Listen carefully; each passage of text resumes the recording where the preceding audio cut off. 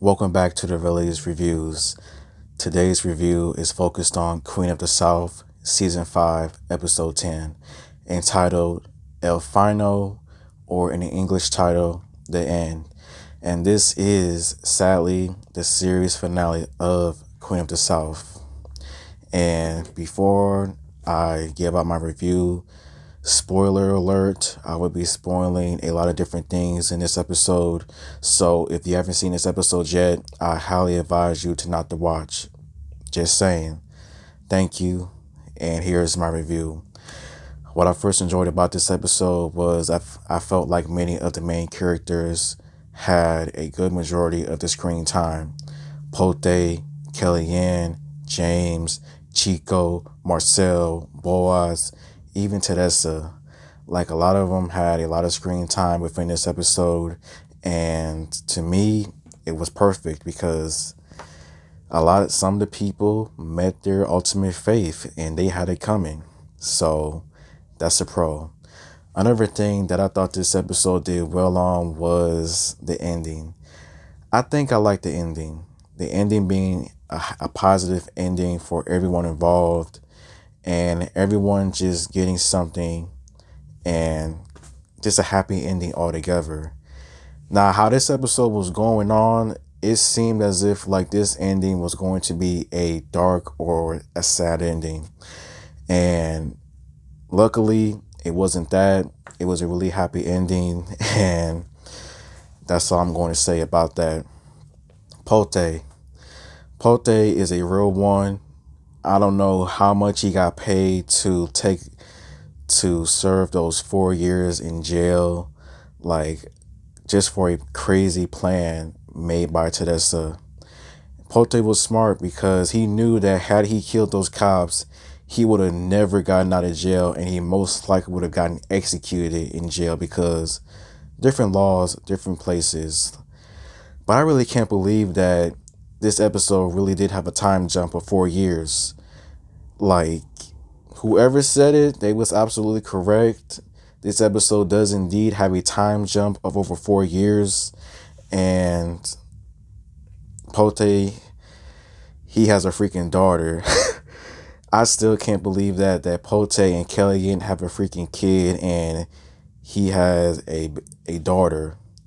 And I believe, in my honest opinion, Pote is going to be a really good father to his daughter.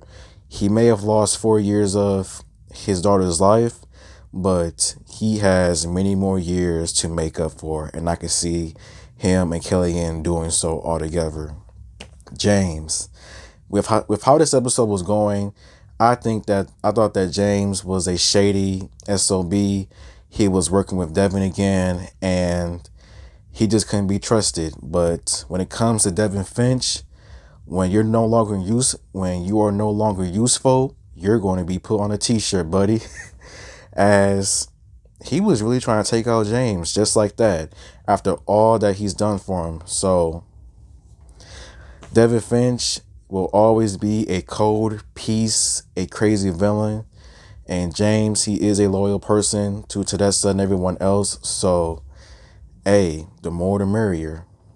Kellyanne, I don't have much to say about Kellyanne, but the fact is that Kellyanne is a real one because I did not believe that she would really abandon Pote like that. With how things were going, I was just like, dang, she really did Pote like that when he first got locked up and Chico couldn't find her or anything, like she was a ghost. Many people believe that she was an informant still working for the CIA. I thought that too when Chico said that he couldn't find her and she was basically gone like a ghost. So I don't know what to say about that, but Kellyanne, she will always be a real one. Chico, on the other hand, always real. He didn't disappoint me this season. He was a real one towards Pote, James, Teresa, just anyone that needed him involved. He was always there no matter what. So I'm glad that he got the ending that he got with Marcel Dumas, with Marcel getting the waterfront property and forming a relationship with Chico, a working relationship. So who knows what type of craziness those two would have got into. Teresa Mendoza is a smart woman. Like, she knew that time was running out for her, so she knew that she had to figure out something, and I cannot believe that she planned out everything just like that. Her death, the boat, escaping, starting a new life. Like, I cannot believe Teresa did all of that. But hey, I can't blame her. I really cannot blame her for nothing. She wanted a new life. She wanted to be positive. She wanted to go legit, and she went legit. And the way that she did it was just downright insane. Faking her death. That's all. Like, I don't have nothing else to say about Teresa, but she is a triple OG in my books. Boys, boys, boys, boys. He had it coming. He had it coming. After all of the horrible things that he did this season, he had it coming. From killing the judge, killing King George, messing with Teresa's product. Like, this man had it coming. And when Pote just sticked him up like a prison inmate and just saying the names like, this is for Kellyanne, this is for Teresa. Like, I was clapping my butt off. I was smiling like a baby. Like, he had that coming. I would say, though, Boaz was a smart villain. Like, he knew when something was up. He knew whenever he felt like he was being set up, he always took that first step to get that person out first before they got him. But Boaz, goodbye, I guess. I don't have anything much else to say about this episode. Everyone had a happy ending. What I think would have happened now that the show was over, Pote and Kellyanne would have been happy with their kid, taking care of them as parents.